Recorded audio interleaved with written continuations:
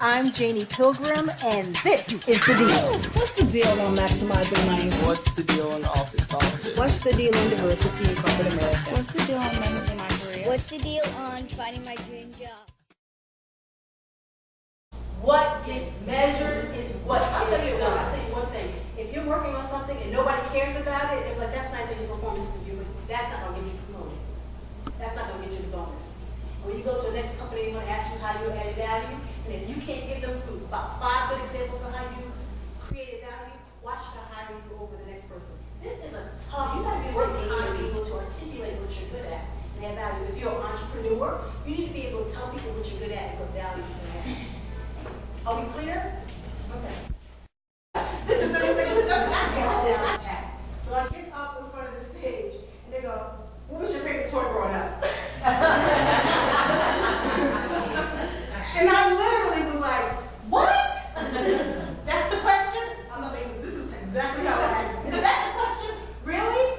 And so my coach was like, "That's the question. What was your favorite toy growing up?" And I stood there. It was like 30 seconds for the exercise, and I stood there. I was frozen.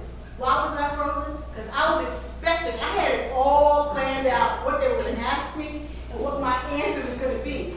After I got over myself and had a couple weeks to think about it, I realized why I was frozen. Because I was expecting to ask me A and B was asked. But that really didn't throw me because I've always asked questions all the time and I'm pretty good on my feet. But what really came about is that I didn't want to tell them that Barbie was my favorite doll. I had some preconceived notions that if they knew that Barbie was my favorite toy, that people would be like, "Oh, look at her. She looks like a Barbie doll." I didn't want to be perceived as someone who couldn't think on their feet. I didn't want anyone to think that I thought of myself a certain way. So I had all these preconceived notions what people were going to think about me because I did not want to share Barbie was my favorite doll. But then I realized, then I started telling the story. I said, okay, Barbie was my favorite toy when we grew up, and this is why they're like, cut, you're done. So I didn't get a chance to tell my